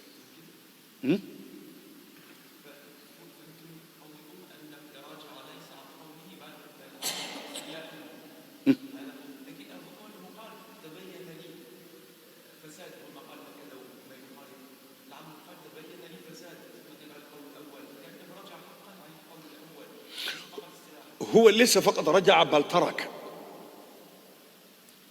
ترك في مقدمة النشر كتب هناك قريب من 100 صفحة في هذا الموضع بالذات، وأن التواتر الذي كان تكلم به واشترطه غير صحيح وتركه نهائيا، وصحح قوله في مقدمة الطيبة، في مقدمة النشر أولا ثم في مقدمة الطيبة التي نظم بها النشر. نعم. بارك الله فيكم.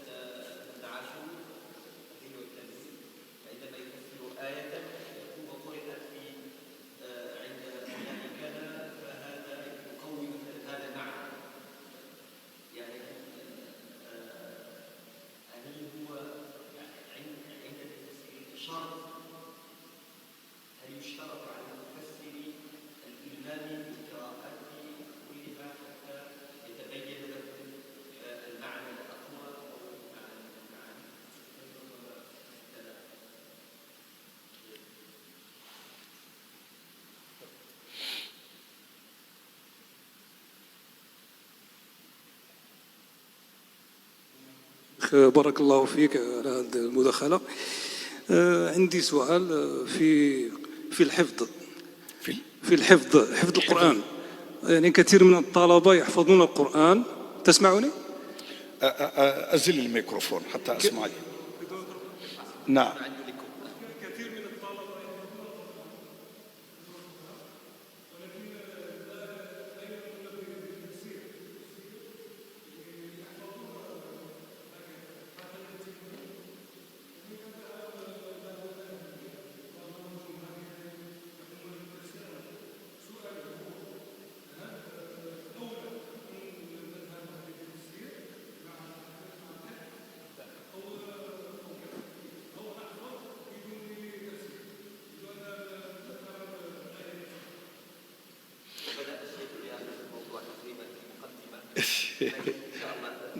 نكمل. أيوة. لكن نود أن نرد على هذا حتى لا أنسى. أنا بليد ما أحفظ جيدا. مولانا، هذه إشكالية تعرض لها محمد بن سحنون وابن خلدون معا. هو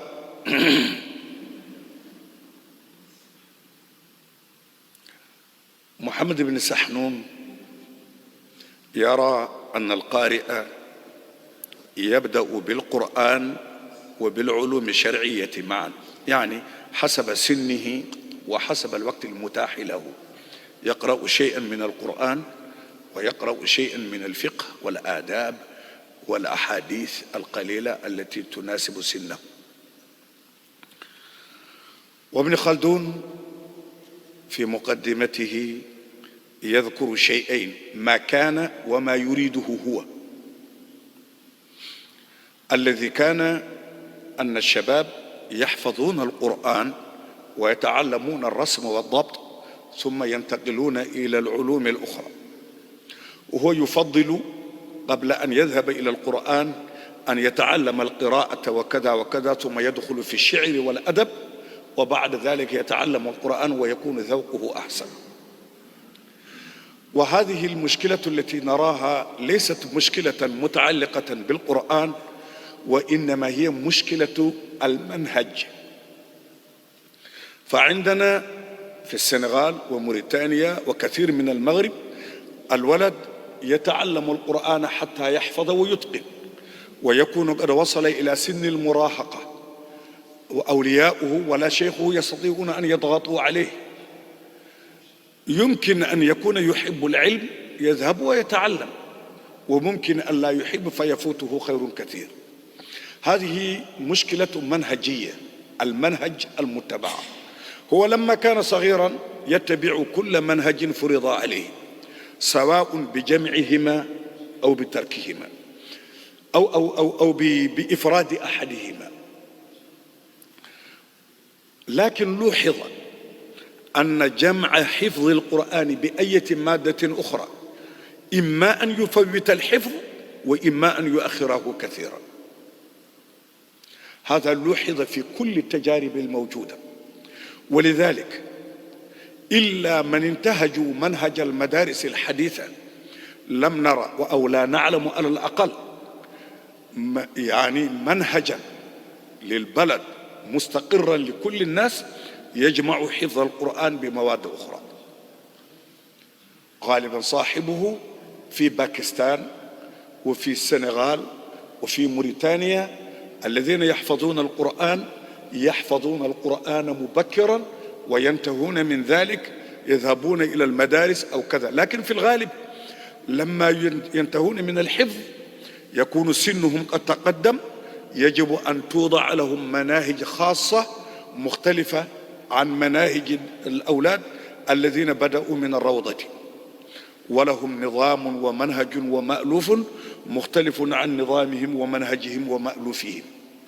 هذا ما يسمى بالتعليم العتيق عندكم في المغرب، وكذلك والذي يسمى في الجزائر، وهو الذي هو منهج الأزهر الذي جمع بين الدراسة الحديثة وهو منهج فريد. المهم جمع بينهما هو المثالي، ولكنه صعب جدا. جمع الدراستين هو المثالي ولكنه صعب جدا، لأن دراسة القرآن فيها قسوة. نعم، تدريس القرآن فيها قسوة، ولذلك الفقهاء وضعوا لها، فقهاء المالكية وضعوا لتعليم القرآن ضوابط معينة وفقه متكامل نظمه أبو بكر الأحمدي. ففي ضرب الولد مثلا، نحن جميعا نعرف أن الضرب غير محبذ، ويقول فمنهم ممتثل ومنحرف، فالضرب لاختلافهم قد يختلف، أما الذي يصلحه الكلام بلا خلاف ضربه حرام، وضربهم بالصوت أيضا بينا، وكون صوتهم عريضا لينا، لكعقوق والد أو كذب أو ظلم أو إن هربوا عن مكتب.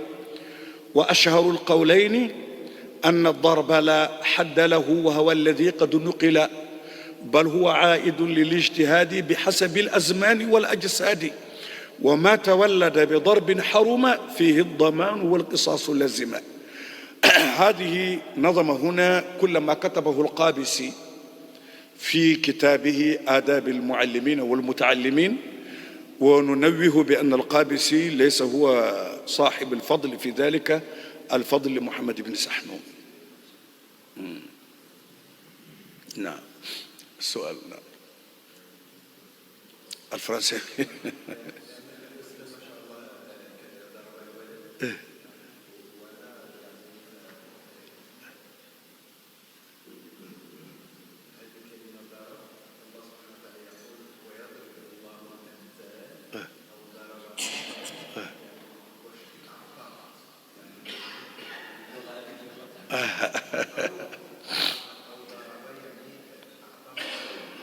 أعطى مثلا. نعم.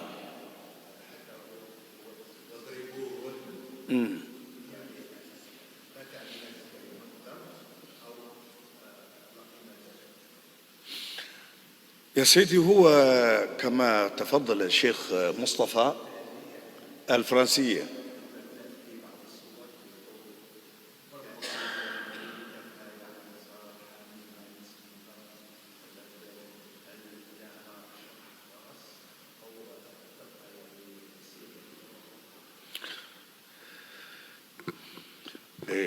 نجيب على ضرب أو هما سؤالان؟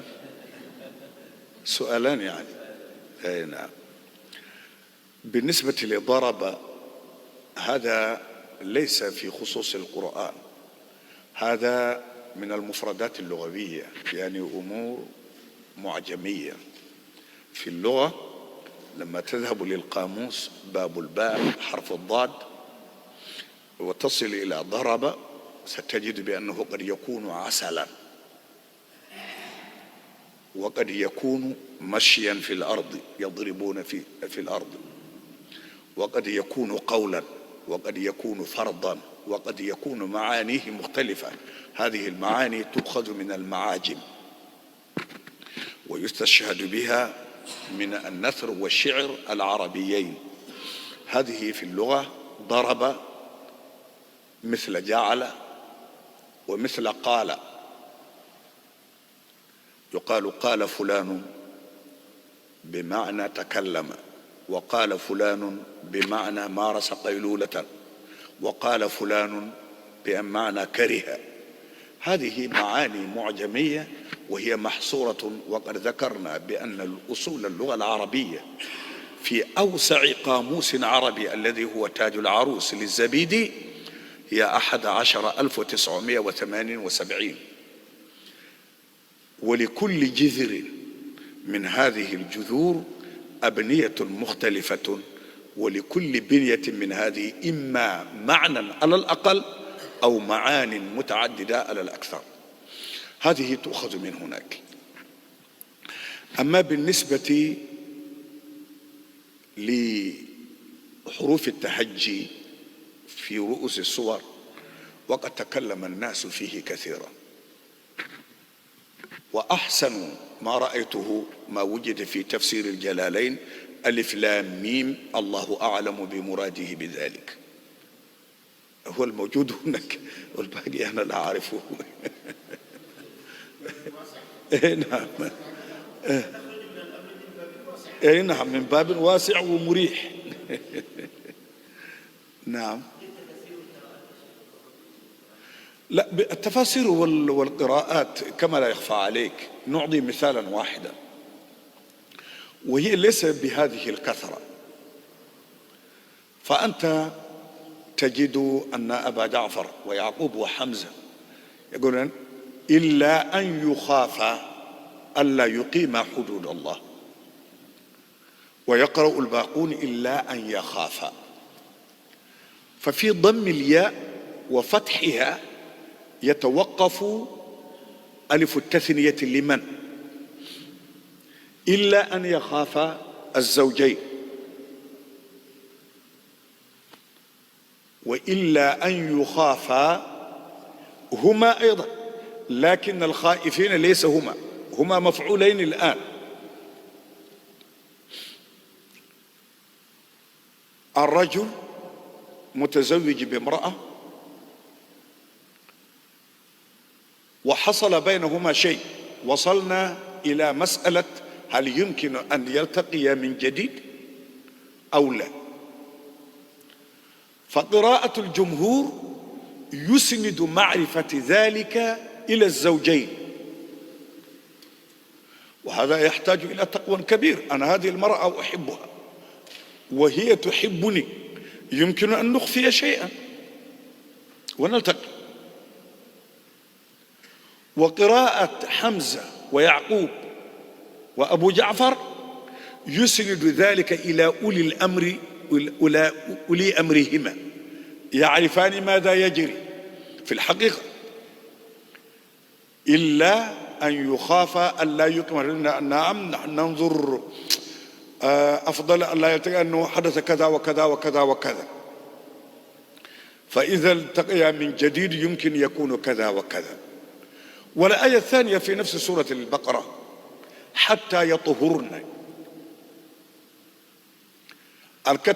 الصحابة كتبوا ياء وطاء وهاء وراء ونونا، لكن حمزة وكسائي وخلف وشعبة قرأوا حتى يطهرن. معنى ذلك أن المرأة التي رأت دورها فإن انقطع ورأت القصة أو يعني طهرت، يعني توقف الدم، حتى يطهرن من الحيض يجوز لزوجها أن يأتيها قبل الغسل. ومن قرأ هكذا واشترط الغسل أخذه من الأحاديث وليس من منطوق القرآن. فالذين قرأوا حتى يطهرن يقولن حتى يغتسلن. إذن عندهم توقف الدم ليس محللا للرجل أن يأتيها، لا بد من التطهر بالماء أو بما يقوم مقامه. وهذه الاختلافات الموجودة هي توجد دائما في مثل هذه. وأكثر خلافات المفسرين ليس في هذه الكلمات 1206 بل في الوقوف التي هي علامات الترقيم نحن نعرف علامة الترقيم فاصلة نقطة نقطتين كذا وكذا، وهذه حدثت في اللغة العربية سنة 1912. قبل ذلك قبل 1912 لا يوجد خط عربي فيها فاصلة والنقطة وكذا، لا يوجد، لا يوجد. أيوة، هذه سنة 1912 تم وضعها وأقرها مجمع اللغة العربية بعد ذلك عندما أنشئ، وزادوا عليها علامات أخرى. هذه العلامات الترقيم يقوم مقامها صلي قلي جيم ميم، هذه تقوم مقامها، لأنه لا يجوز في سطر سواد الصحابة أن نضع هناك شيئا، وكل ما زاد على ذلك مما يوضح يسمى ضبطا، كله يكون في الفوق، إما الكسرة وأصلها وما يؤول إليها يكون فوق. لذلك هذه علامة الترقيم لا تكون هناك، وإنما هذه علامة الوقف والصلة أولى وكذا هي التي يجعل القراء أو المفسرين يختلفون في تفسير القرآن. بارك الله فيكم.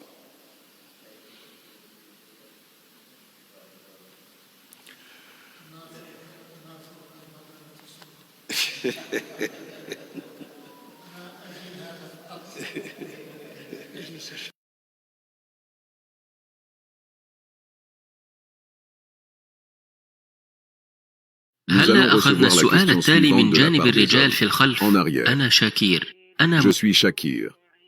Je suis très reconnaissant envers l'organisation de recherche islamique pour cette opportunité de vous poser quelques questions.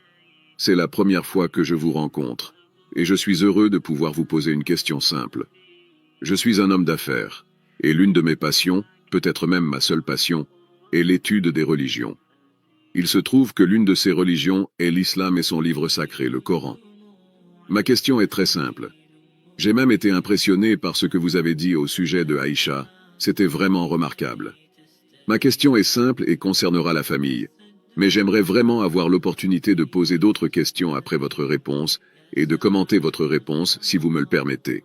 Merci. En regardant Sahih Muslim, livre 4, hadith numéro 227, une partie mentionne qu'Aïcha a rapporté que le prophète, paix et bénédiction sur lui, l'avait frappé sur la poitrine, ce qui lui a causé une douleur.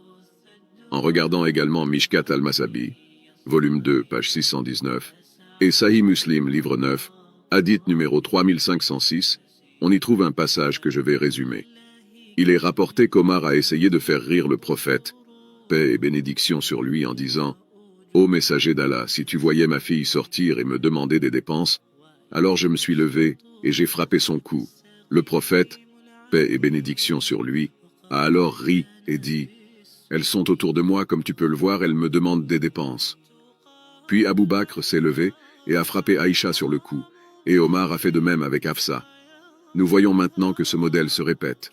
Si nous regardons maintenant le Coran, sourate 4, verset 34, il est dit « Et quant à